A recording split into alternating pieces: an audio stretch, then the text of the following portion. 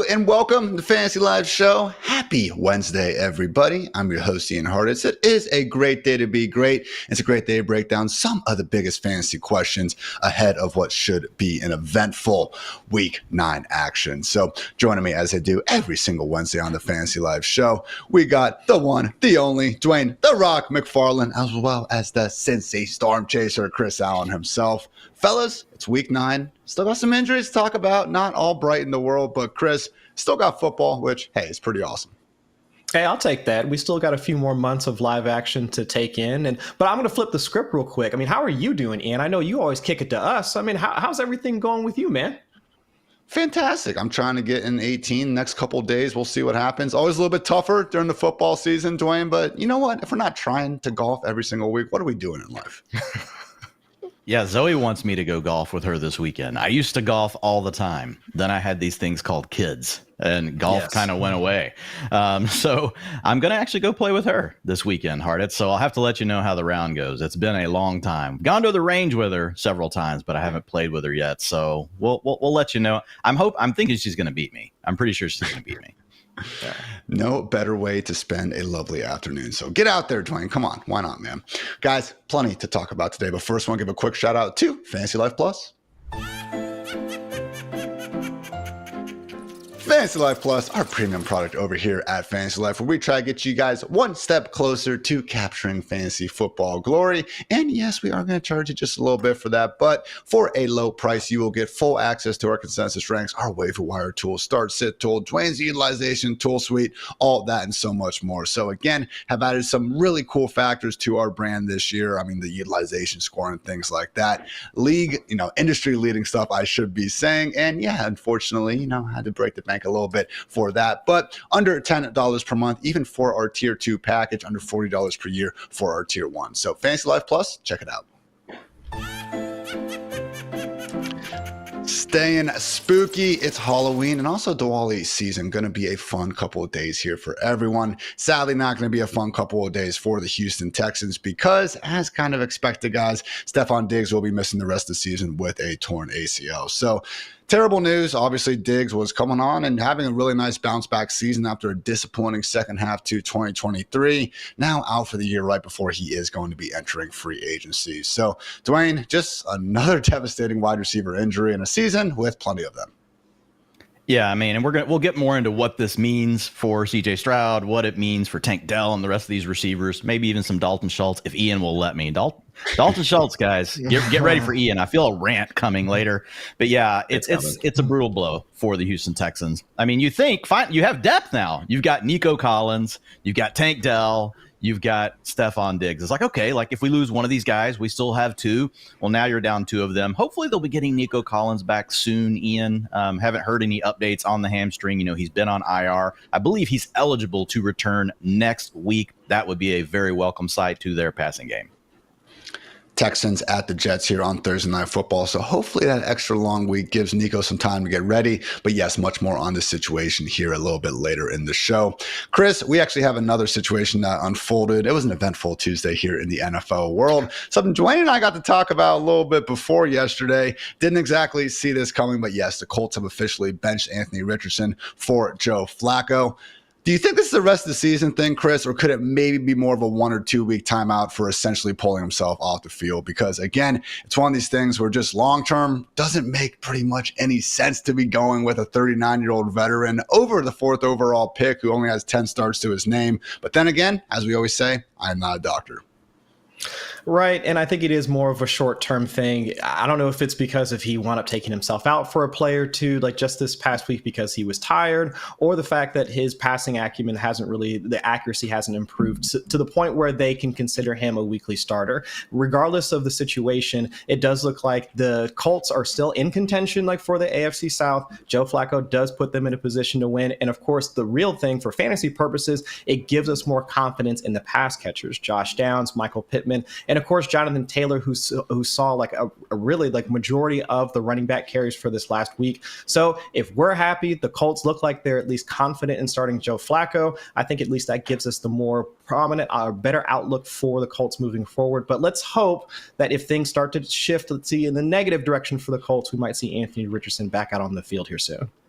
Yeah, Ian, Josh Downs with Joe Flacco, 19.2 fantasy points per game in those 3 games. So I've got him as a wide receiver 2 this week. Ran through the projections first, and then I was like, man, Downs is coming out like wide receiver 15. Then I always check things. I'm like, yeah, Downs is like wide receiver 15. Like, this is just what we're going to do this week. And Michael Pittman also gets live. Now, he's been battling through some injuries, but with Joe Flacco, 14.8 fantasy points per game. So both of those guys are back in play, Mr. Hartitz. Yes, sir. We do have our week 9 ranks live here on FantasyLife.com. And yes, Dwain has Josh Downs wide receiver 15. I have him wide receiver 18. So feeling good there. Not too far lower on Michael Pittman. Checking the old ranks right now. But he's also someone that's going to be cracking that top 36. So really, neither guy missed in those 3 more or less spot starts. So, the week 4 game, we saw Flacco for 80% instead of 100% of the snaps. But again, neither Downs nor Pittman finished as any worse than the wide receiver 28. Dwayne, other question here, though, would be, can we start trusting Alec Pierce, man? Because you do look at some of the efficiency numbers, and the dude has made all sorts of big plays this year. Did have the wide receiver 1 finish in one of those Flacco starts. That said, low floor, and we have seen A.D. Mitchell eat into some of those, similar high rate sort of downfield shots. Yeah, I mean, he's still playing 80% of the pass plays. So even though A.D. Mitchell has taken over a little bit of the role, I mean, he's still the starter, quote unquote. The problem with him is what you mentioned. I can't tell you, Ian, which it's going to be. Are you getting 22 points thanks to 2 long bombs for a touchdown, or are you getting 2 long bombs that miss and you get 1 catch for 5 yards or 1 catch for 15 yards? It's really hard to say where that's going to come down at with Mr. Alec Pierce. He's clearly the 3rd or 4th option in the pecking order, but he does give you a chance to come through with a big play. Only 2 teams on bye, so I'm saying most likely you're not going to have Alec Pierce near your starting lineup unless you're in an absolute sicko league. I keep calling them skank leagues, Dwayne. I like that one a little bit better. Skank league.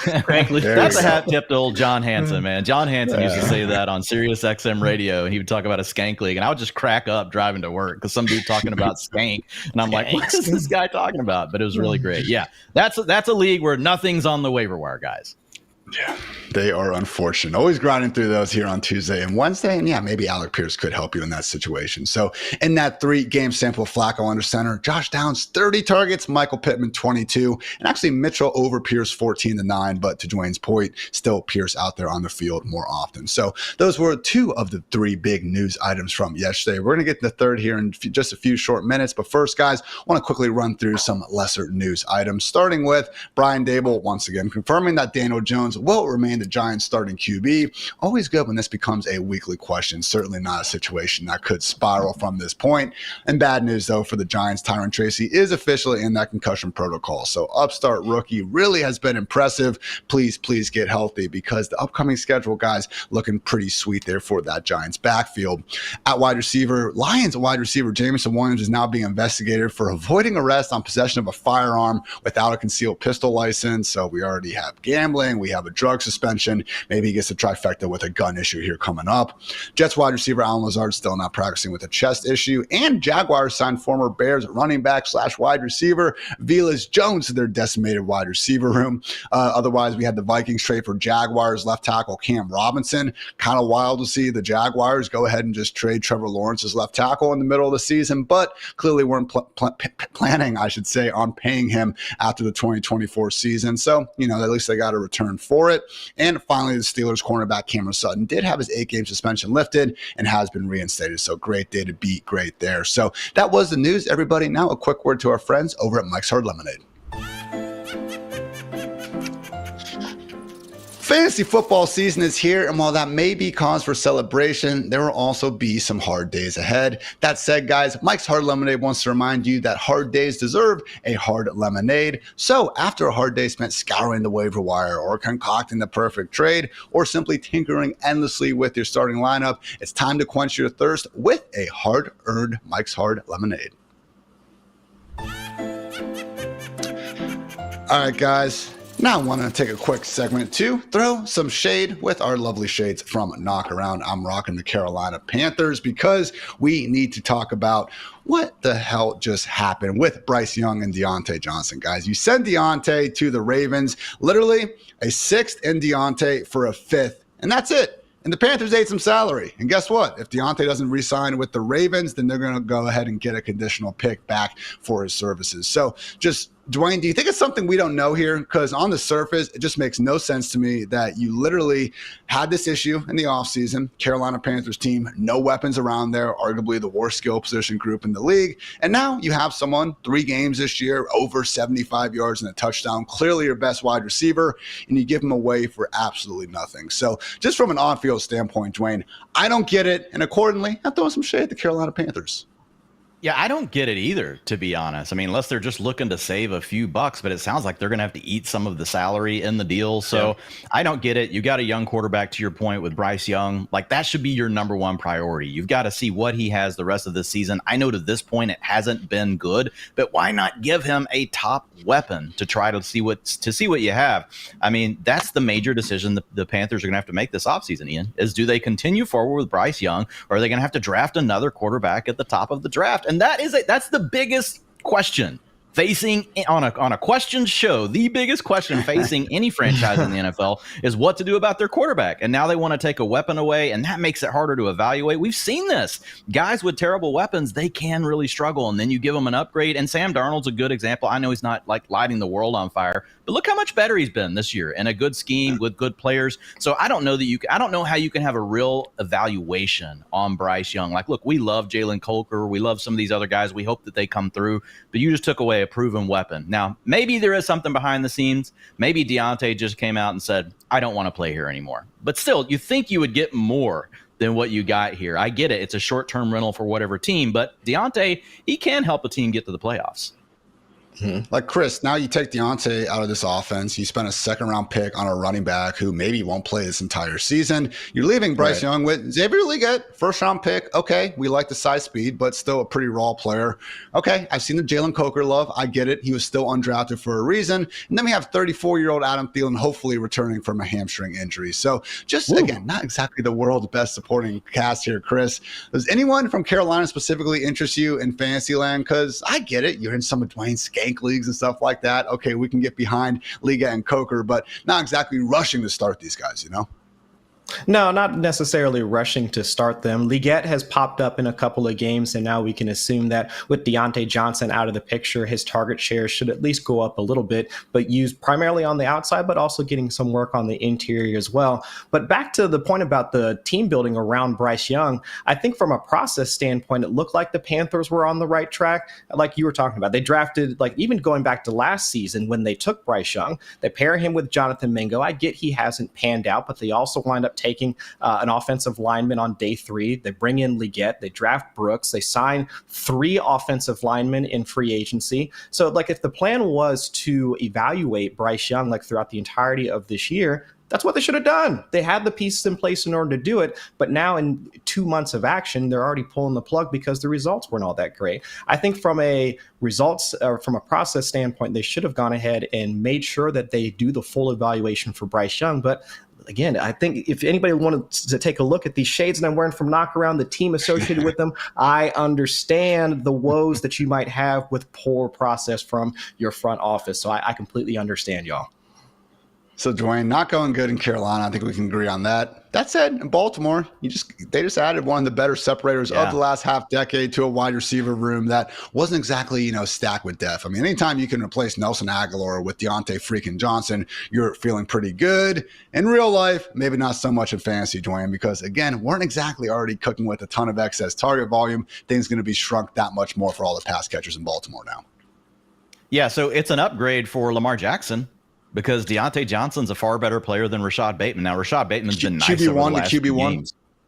Yeah, QB1 to QB1. Let's add another point per game to Lamar Jackson. Yeah, I don't know what you do as far as upgrading him, but really Lamar's establishing himself in a tier of his own this fantasy season. Jaden Daniels is the true challenger, right? So it's between those two. Obviously, Josh Allen guys would get it. Jalen Hurts, they're still going to be in the mix. But right now, I mean, Lamar's looking like potential fantasy MVP. If you spend a 5th or 6th round pick on Lamar Jackson, you're feeling really good. So looking at him, it's obvious that it's good. For Rashad Bateman, this really takes him out of the equation. Now, it might not happen immediately, guys. We've already seen this with a couple of teams. You can't expect Diontae Johnson to come in and get, a huge, amount of snaps in the first game. It's going to take some time for him to acclimate. But I do think over time, Ian, this could also hurt Zay Flowers.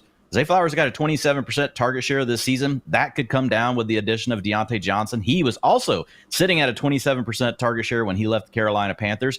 It could easily just consolidate around these two guys like we see with the Rams. So, I mean, there are teams where they just make it about two players. So that's still a possibility. And what Lamar's shown from a ceiling standpoint over the last 4 games as far as passing yards per game, and with this not just be a rushing, being focused on just on the run game with the Ravens, there's still plenty of upside with Diontae Johnson, but I would call Diontae Johnson a wide receiver 3 the rest of the way.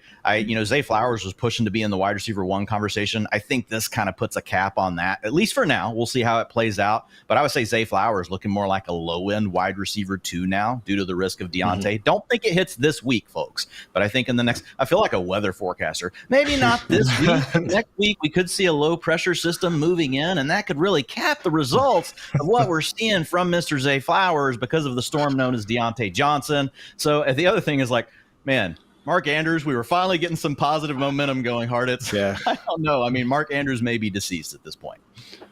Tough times indeed, and not going to get any easier with the matchup upcoming here against Pat Surtain and that ever tough Broncos defense. So again, I want to shout out Knock Around when we do throw this shade. I'm rocking the Panthers sunglasses right now. Chris was showing off his Bengals a couple minutes ago. Dwayne has more of a normal everyday pair on. And Chris, I hear you used to have a nice little everyday pair too, but you know what? Sometimes the wife wants what the wife wants, man. Yeah, exactly. We got 2 pairs of nice sunglasses that came into the house, and she took one look at the pair that I think was a green pair that I brought in, and she was like, I like those. Took them right from me, man. But hey, what am I going to say? Happy wife, happy life. You know how it is? Amen to that. And want to again appreciate our friends over at Knockaround. And hey, if you guys do like the sunglasses, you can head to knockaround.com and pick up your new go-to pair of polarized shades for less than $50. With over 25 frame styles and dozens of colors, you are guaranteed to find sunglasses that look good and protect your eyes with full UV 400 protection. And be sure to check out Knockaround's officially licensed NFL collection so you can rep your team all week and hopefully all the way through the playoffs. Don't think that does apply to you though, Panthers fans. I apologize. Anyway, visit knockaround.com and use code LIFE for free shipping on your order. All right, fellas, enough depressing throwing shade. Let's get into the meat of our fantasy questions show with some of the biggest questions ahead of week 9, starting with a potential problem at the top of the QB depth chart in Green Bay. Dwayne, it is looking like Jordan Love could be out for this week. I know they're saying he has a shot to play with that, low grade groin strain, but week 10 bye week for the Packers. Just wouldn't be surprised if we get 1 week of the Malik Willis experience. So with that said, how high can we actually be ranking Malik? Because don't look now, man, but this dude is number 1 in the NFL in yards per attempt and also number 1 in yards per carry. Honestly, been playing a lot like we kind of hoped Anthony Richardson would have.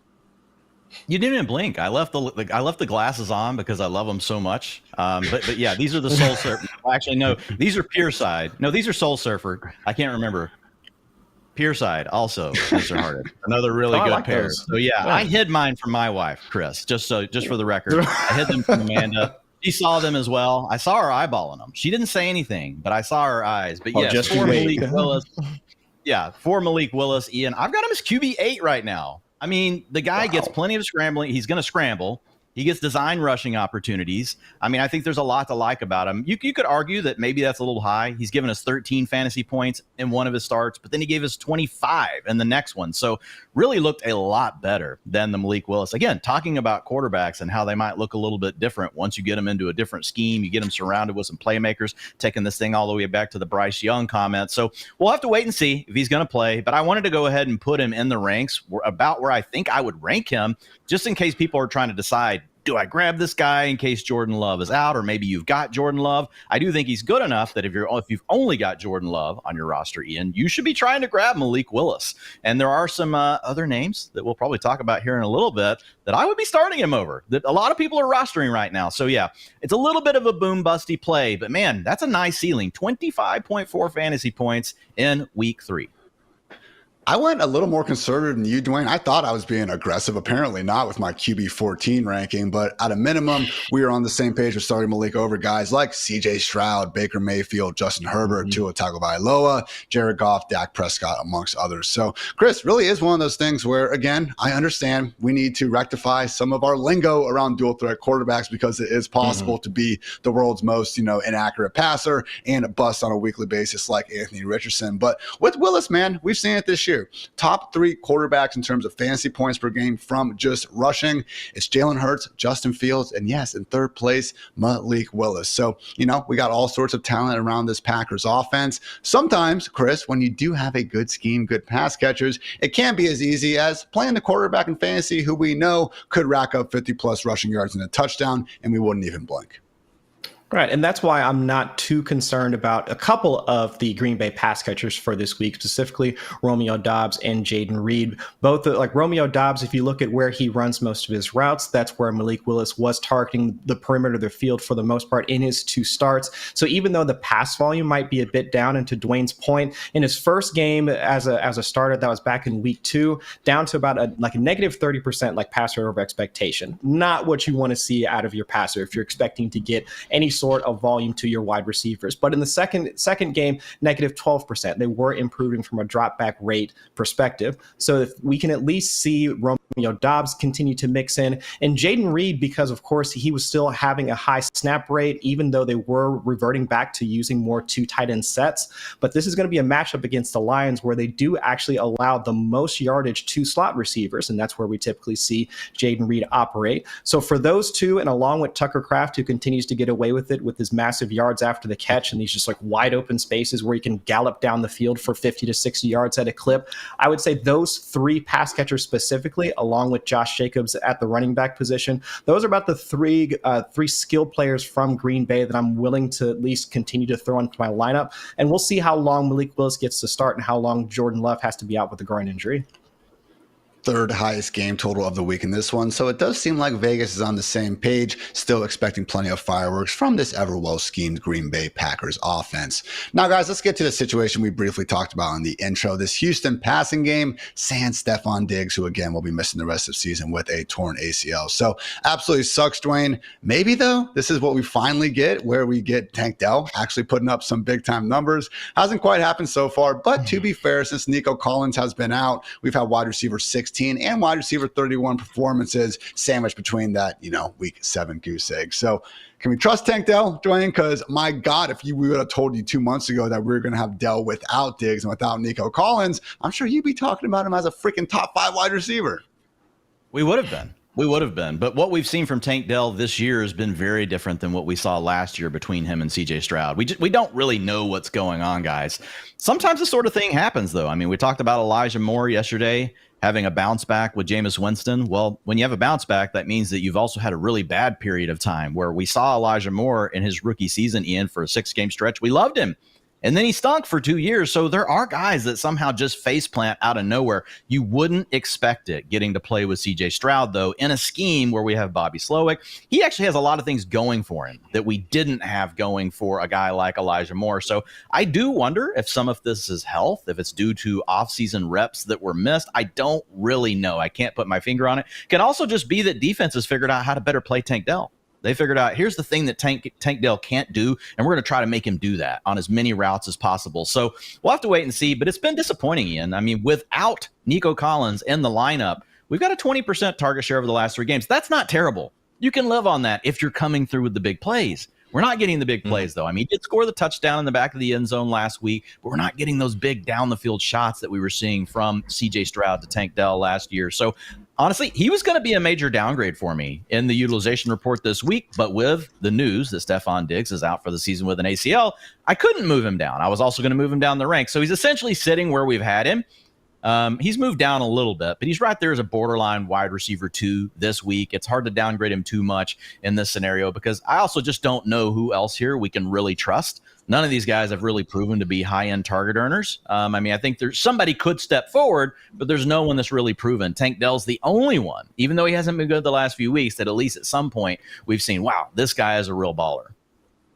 ranked between wide receiver 21 and wide receiver 32 by our team of rankers. Chris, the matchup against the Jets' league best secondary in terms of fantasy points per game allowed to wide receivers does not help either. No, and it's also the fact that the Houston's offensive line has been one of the worst in the league. CJ Stroud has faced pressure on 25% of his dropbacks or more in every game this season. They rank 25th in pass block win rate, 21st in pressure rate allowed to the quarterback. Stroud has had no time. And my problem with the fact that Dell has been primarily used as an outside receiver, that doesn't lend itself well to being able to produce as a fantasy starter for us at this point. So unless we see Bobby Slowick try to make the concerted effort to move Tank Dell into the slot or maybe reduce his average depth of target, get him on quick slants and crossers to get the ball in his hands, I mean, we're projecting a level of creativity that we just haven't seen out of the Texans passing game. We just saw, we have the blueprint for this type of scenario already. We just watched the Buccaneers lose Mike Evans and Chris Godwin, and the offensive coordinator, Liam Cohen, he made the whole plan out of targeting the running backs and the tight ends, just getting the ball into the short area of the field and letting his pass catchers work after the fact.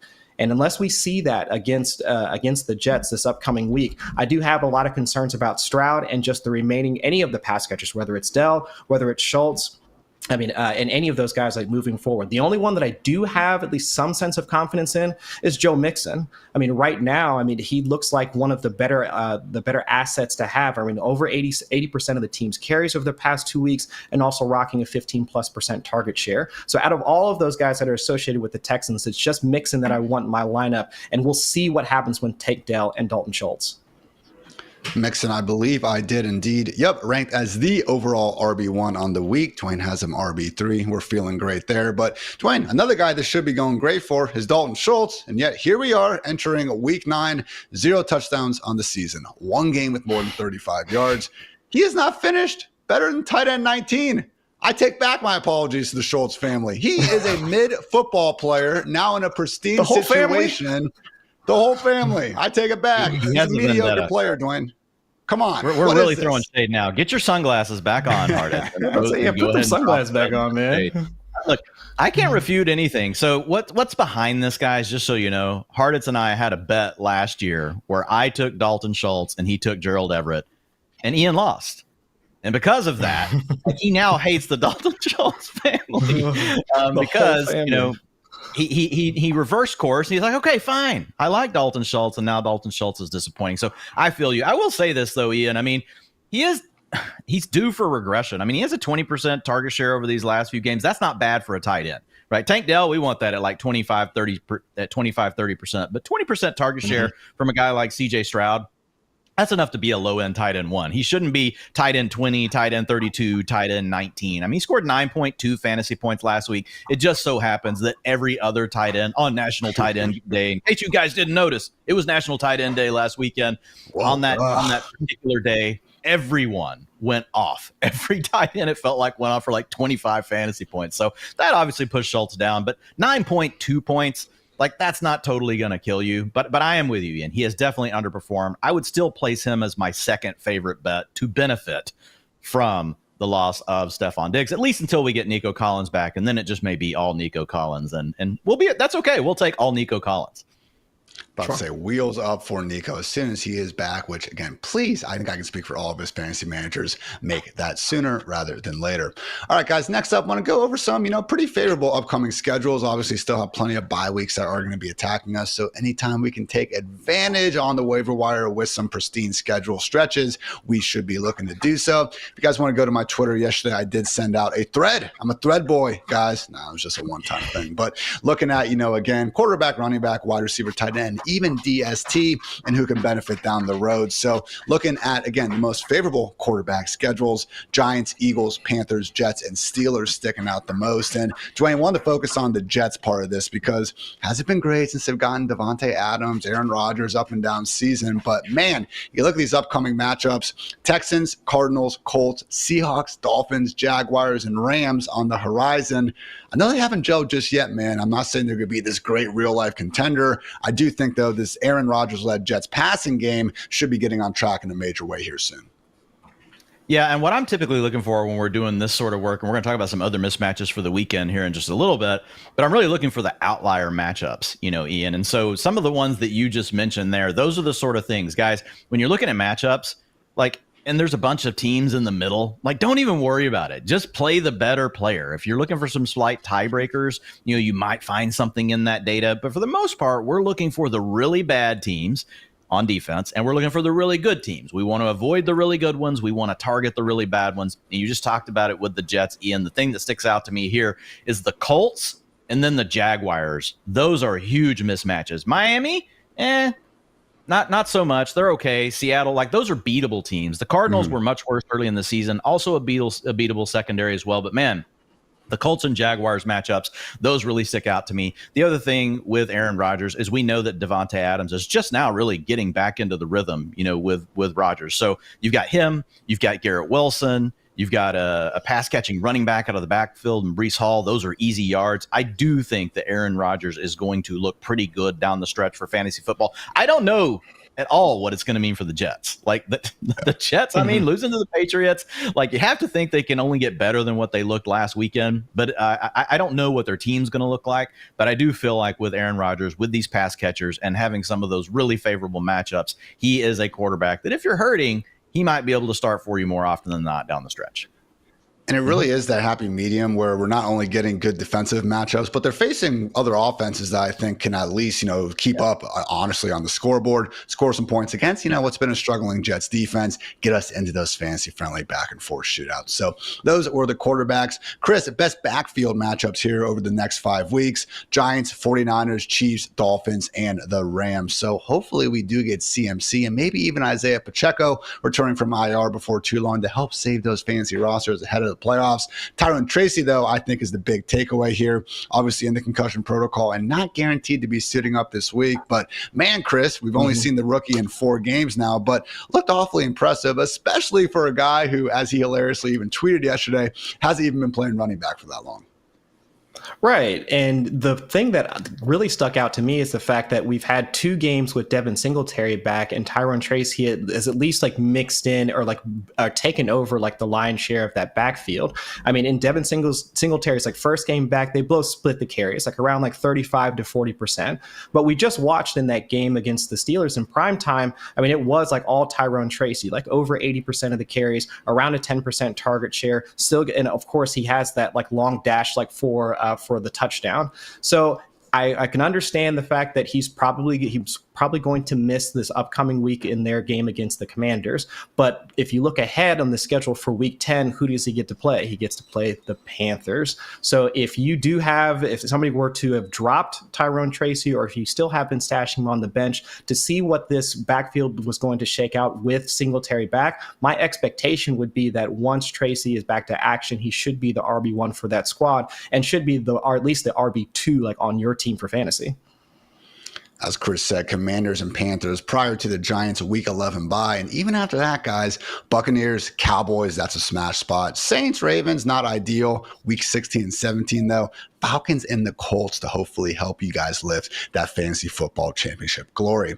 Moving on to wide receiver, top 5 best matchups over the next 5 weeks. We have the Jaguars, the Bears, Steelers, Eagles, and the Saints. So, Dwain, again, I don't think that we can necessarily look at these good matchups and say, oh, now I need to start, I guess, bad example, but Calvin Austin, someone coming off a nice 2-touchdown performance on Monday Night Football. But really, I want to focus on a pair of wide receiver ones who haven't exactly gone off each and every week this season, but given the direction of their passing games, given honestly just their projected target share, and given these matchups, Chris Olave and George Pickens, Dwain, I would not be surprised if we see them put up legit top 10 numbers during these respective friendly stretches. Yeah, I mean, those are 2 of the big names. I would add Brian Thomas Jr. to that if we know that he's playing, because we've got the consolidated target share now with Christian Kirk gone in Jacksonville. But yeah, this is the sort of thing that you're looking for down the stretch. And to your point, there's a lot of outlier good opportunities here. So when we look at what you have with the Steelers, Ian, they get the 31st best. Sorry, well, that would make it the second best matchup. But the team that ranks 31st against the pass in week 11, then 27th in week 12. So those are the sort of outliers that we're looking for. And then with the Saints, they get that in week 11 with the 27th, and then in week 10 the 24th best matchup. So Not the 24th best. Damn it. I just said it. So 8th best matchup. I got to reverse things, Ian. You got to fix this graph, Ian. You got to make it so that you're getting the best matchup. No, it's not on you. Totally on me. But yeah, I mean, the main point being is what you're looking for is, again, some of these teams just have a lot that are sitting in the middle, and that's fine. Like, you'll take neutral matchups over bad matchups, but really when you find these teams that truly are stacking up multiple weeks where they have the very top matchups. And again, don't sleep on the Jags. The number 32 defense against receivers in week 10 and number 30 in week 11. So those are two really good ones. Then they have a bye week. So Brian Thomas Jr., we'll see if he plays this weekend, Ian, but if he's back next weekend, man, that could be absolutely huge. And I know we're talking about wide receivers, not tight ends, but overall, like, what I'm looking for are pass units that give up a lot of yards. I don't really care if it's to the tight end or if it's to the wide receiver, because teams are going to run their targets through their main guy. So this is also good for Evan Ingram. And now I know we have an official tight end segment, Ian. And technically, Evan Ingram does have the toughest tight end schedule coming up. But as I shouted out in my Week 9 manifesto article, I'm with you, Dwain. When you have as much projected target volume as someone like Evan Ingram, not going to let a perceived bad on-paper matchup get in the way of that, particularly because, as you said, we care more so just about the bad pass defenses as opposed to a specific, DVP sort of analysis. That said, though, 49ers, Saints, Eagles, Giants, and Bengals popping as the best tight end matchups over the next 5 weeks. And as Dwain and I kind of talked about on the Sunday night pod, if you are in one of these tougher leagues to get around, Mike Gesicki, you could do worse than having him out there, particularly as long as T. Higgins is going to remain sidelined. So final note for you DST sickos out there, the Chargers have been a nice team to get us through some times. And you know what? With Browns and Titans over the next 2 weeks, I don't think there's anything wrong with continuing to lean on them. Otherwise, though, I really will give a long look to the Commanders and the Saints in terms of defenses that are available in at least 60% of ESPN leagues. Don't look now, guys, but the Commanders have allowed 15 or fewer points in 4 of their last 5 games. And yes, they have a tough matchup against the Eagles in week 11. But other than that, Giants, Steelers, Cowboys, and Titans, certainly matchups they could take advantage of. And then with the Saints, having Derek Carr back in the picture, I think is just really going to help this defense play better, not to deal with as many turnovers and things of that nature. And accordingly, smash spots against the Panthers, Falcons, and Browns prior to their week 12 bye. So nothing too crazy. We've had better, longer stretches. So if you wanted to go week by week with the DSTs, I would not blame you. But again, I think you can get at least a few usable ones out of those units. So those were the best upcoming schedule stretches, guys. Now we have some fraud checks to get to right after this quick word to our friends over at DraftKings.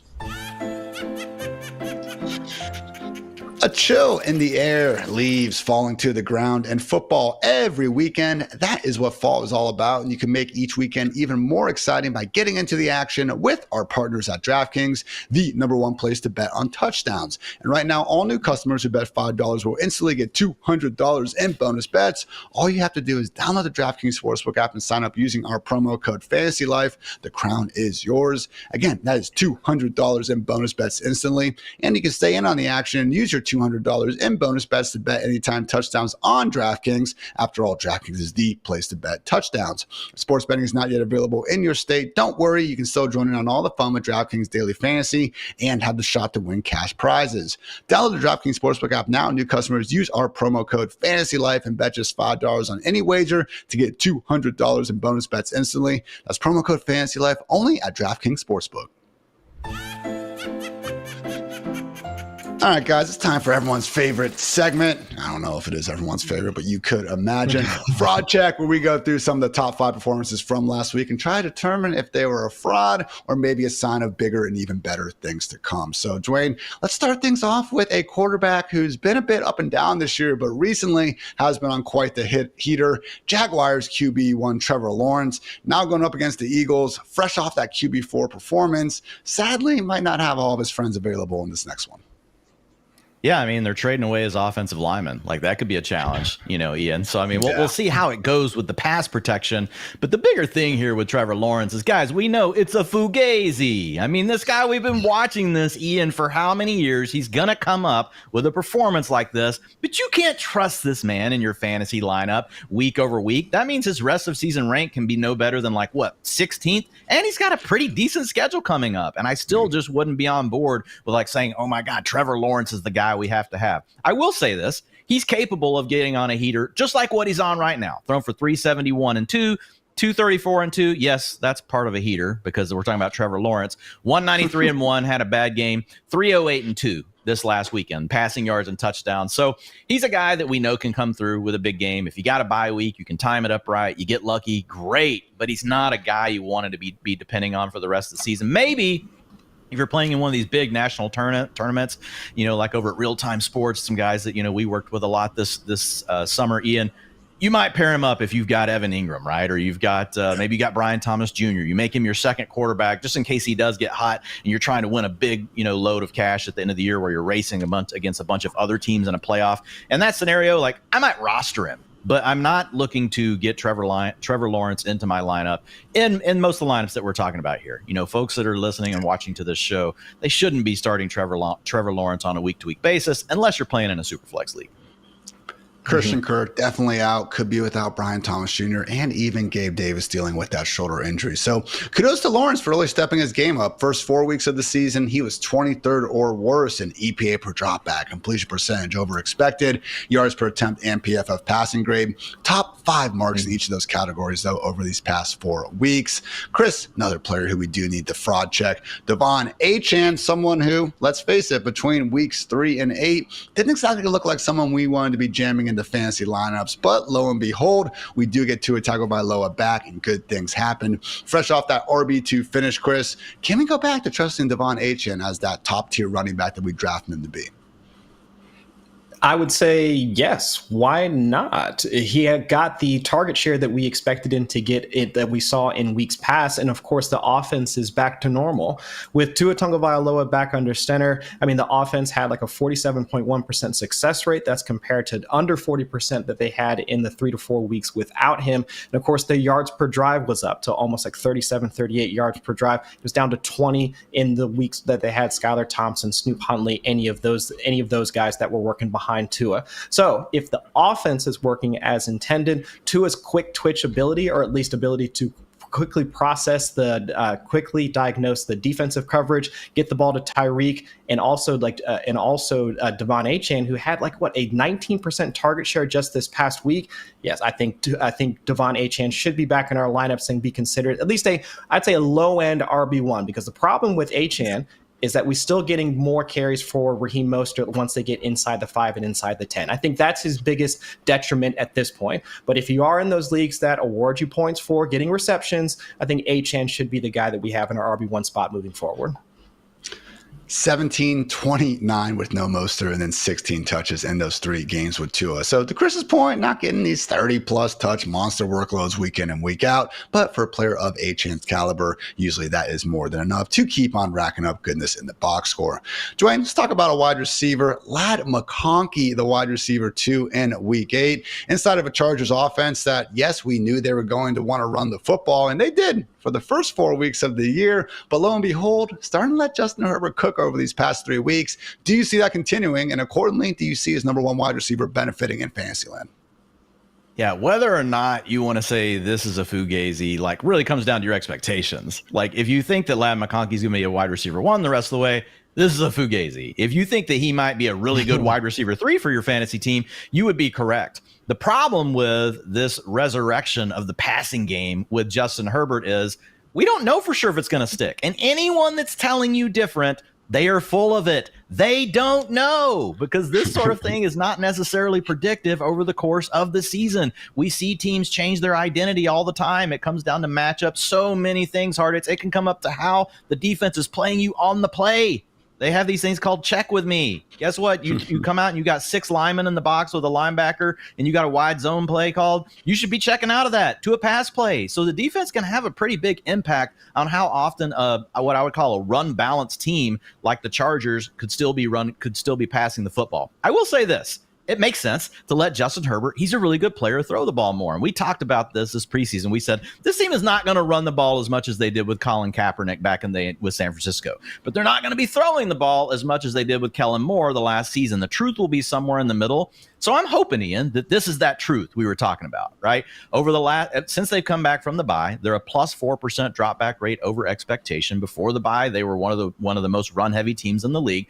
So there is a chance. But don't be surprised, guys, if we look at the box score next week and they only threw the ball 48% of the time. Like, that's still in the wheelhouse for the Chargers. So that makes it a little bit tricky. Ladd McConkey, I think, is probably a wide receiver 2 talent with potentially wide receiver 1 upside. But I do think there's still questions, with the offense. Love the quarterback, but I still think there could be enough games that come out being run heavy that he's hard to call an every week wide receiver 2. So I'll call him a mid-range wide receiver 3. Harditz, I've got him ranked a little bit higher than that this week.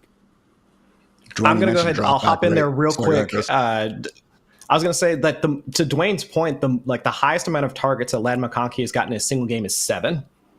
I'm hard pressed to believe that from that volume standpoint, we can expect to see that moving forward, translating into, let's say, high-end wide receiver 2, high-end wide receiver 1 like type of production. And we're relying on efficiency at that point and not volume. Man, he is efficient, but it's a fair point, Chris. Man, only 6 targets last week, but had the wide receiver 2 finish, so we know that it is in his potential range of outcomes. Dwayne, just real quick, you mentioned drop back rate over expected. One of the many cool features that you can get with FantasyLife Plus Interutilization Tool Suite. Do we have any plans of getting that for defenses? Because I would be curious, like when teams play the Ravens in these, past funnel groups, how high up we could see that potentially rising. Yeah, we don't have it on the roadmap, but it is a really good idea. Like we've got several ideas like that as well. Also looking at defenses and how often they're stacking boxes based on offensive personnel, because that kind of goes into the other point. Like if a defense is still really willing to stack, regardless of what kind of personnel the offense comes out in, and basically just getting one extra defender in the box, whether they're facing 11 personnel, 12, that number changes. But there can be an ability of a defense to actually dictate whether or not an offense is running. We talk about it always from the offensive side, right? They come out, the personnel is going to dictate whether the defense, what the defense does and what the box looks like. No, the defensive coordinator still has a choice. They could say, I don't care you're an 11. They just add one extra player over what you have in the box, and they could be telling a team to pass. So, yeah, I will add that one to the list, though, Hartitz. We do have a running list. I got you, bro. All right, guys. Last one, fraud check. Cade Otton, the tight end 1 on National Tight End Day, no less. Yeah, guys, since week 3, only George Kittle actually has more PPR points than Cade Otton. So I'm just going to say it. No, it's not a fraud when you lose Mike Evans and Chris Godwin, guys. We have a centralized passing game that's been putting up all kinds of good numbers with Baker Mayfield. And accordingly, our team of rankers is backing Cade Otton to keep on keeping on moving forward. My tight end 7, Dwayne's tight end 6. He's even as high as tight end 5 in the ranks. So if you have Cade Otton, you're feeling good about an every down tight end with a legit double-digit target ceiling on a weekly basis. So loving that. And guys, loving some of the biggest mismatches ahead of week 9. Want to start going through these during each and every show that we have here on the Fantasy Life show. And I have these handy dandy charts that our YouTube audience will be able to see here in just a second, where basically all I try to do with these charts is make sure that we have one-way metrics to look at, as opposed to situations where we have to go offense ranks X, defense ranks Y all the time. So what you're seeing on the screen right now, guys, is the explosive pass play and run play rates depending on the matchup. Blue is good and red is bad. So for example, the Lions passing game is set up rather brilliantly against the Packers and against pretty much anyone else for that matter. Whereas if we want to look at the Cardinals, their run game is looking really good against the Bears. So the one thing I wanted to shout out here, though, is an explosive passing offense that, looked pretty good last week. Dwayne, Bo Nix and these Broncos, no, they haven't exactly been the most consistent passing offense, but when you do combine them with a Ravens secondary that has been consistently awful, maybe, just maybe, man, we see not only Bo Nix, but guys like Cortland Sutton keep it up in this matchup. Yeah, I mean, this is a great spot, for Nix. I still get a little bit worried because I think there's a big potential here for an edge that the Broncos typically enjoy because of their defense to be taken away. And that edge is they stay in really close game strips. That allows them to remain unpredictable on offense, or they're in a situation where they're leading because their defense has been good, and they played a lot of bad opponents recently. They played, the Saints without Derek Carr. Last weekend, we obviously got the matchup against the Panthers. So that's kept the game strips in an area where they can always, keep the defense guessing as to what they're going to do. I think against the Ravens, even though the Broncos have this good defense, there's a chance they're down by 10 or 14 points. And if that happens, I think Bo Nix's efficiency goes in the trash can. And it won't matter that the Ravens defense is that bad. And the reason why I say that is because really all they have is Cortland Sutton. they're not willing to let any of these other players, get on the field. I get it. He had a drop. Troy Franklin, explosive playmaker, not playing. Marvin Mims, explosive playmaker, not playing. Greg Dulcich can't even get activated. Got to play Lucas Krull. So, and I understand, I'm not in the coaches' meetings. You may have guys missing assignments, showing up late. Who knows what all's going on with those players? But the bottom line is they don't have players that can give you the big explosive play ability on their own on a consistent basis. I really think the Broncos need to be in a close or leading game script where the sequencing of the play calling and those sort of things are really what unlock him. So, yes, I agree. It is a really good matchup. I can't believe how bad the Ravens have been against the pass. Like, I can't believe this day is here, but it is here, and I think we have to embrace it. So I think overall it's still a positive matchup, but I was not as high as Bo Nix as the rest of you guys in the ranks. And I talked positively about him this last week, but as I just got to thinking about how this game probably has to play out, I still think it's pretty narrow for him to have a big game this weekend. So I think I was more like QB 16. Some of you guys, I think, had him in the top 12. Ooh. We'll keep an eye on the injury report as well, because as bad as that Ravens secondary has been this year, guess what? Their backups being in, honestly, just going to make things that much worse. Chris, let's talk about a run game, though, and looking at combined yards before contact per carry. Basically, again, just looking at the best offenses that create in these big rushing lanes and the defenses that consistently allow them. Seeing several offenses pop, the Dolphins, we're starting Devin Achane. The Ravens, of course, we're starting Derrick Henry. But the one I wanted to call out, Brian Robinson and these Commanders going up against the Giants. So Bears obviously did a good job against Washington this past week, but you look at the Giants, and as great as Dexter Lawrence is, man, Eagles went for 269 rushing yards against them, and Najee Harris and the Steelers 167 back on Monday Night Football. So Chris, Brian Robinson, someone that we probably should be jamming into lineups of most shapes and sizes.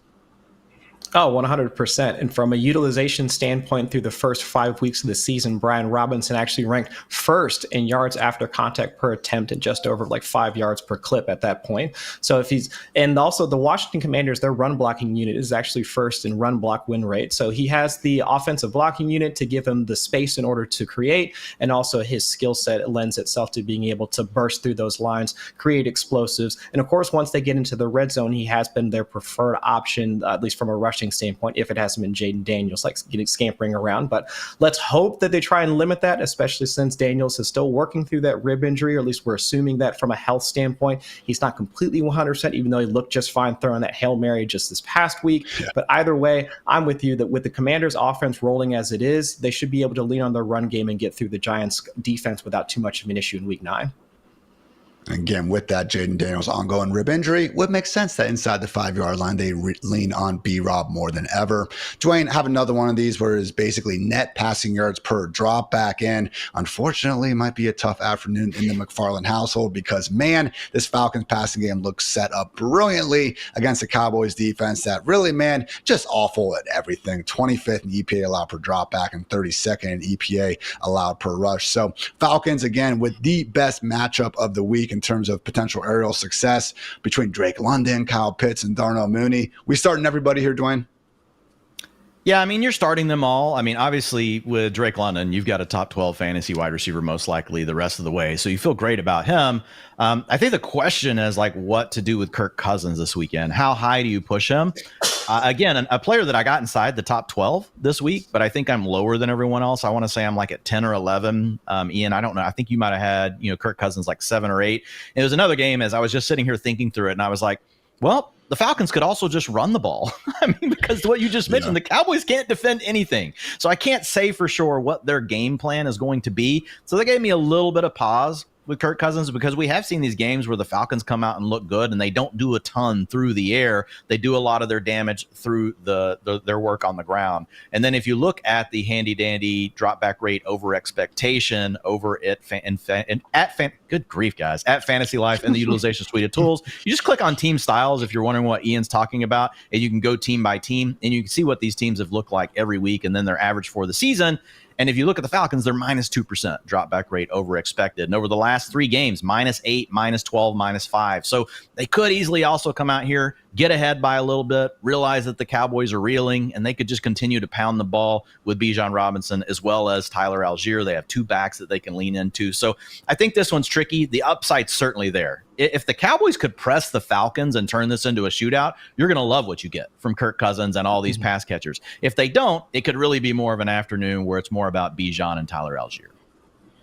If you guys want to check out these full charts for yourself, you can head to my Mismatch Manifesto article going on over at FantasyLife.com. Got all the tweets live over on the old Twitter sphere as well. So only other final note that I'll just quickly run through is kind of the combined EPA from both these teams. And yeah, looks like the Eagles could be absolutely exploding against the Jaguars. Can they get a first quarter point though? Guys, it has not happened yet this season. Absolutely inexplicable. I actually asked the great Jay Kuda on Twitter if he could do one of his always great graphs where it's like, yeah, have you scored a single point in the first quarter this season? 31 NFL teams can say yes, but the Eagles sadly cannot. So Washington, Philly, and also Atlanta and Buffalo offenses looking the best set up this week. So that is going to wrap up this edition of the Fantasy Life show, though. We appreciate you guys tuning in as always. Make sure you're back tomorrow for some upgrades, downgrades, sicko starts, and Friedman's favorites between myself, Dwain, and the great Matthew Friedman. So for Dwain, for Chris, for producer Matt, for producer Kelsey, I'm Ian. Thanks again for tuning into the Fantasy Life show. And until next time, take care, everybody.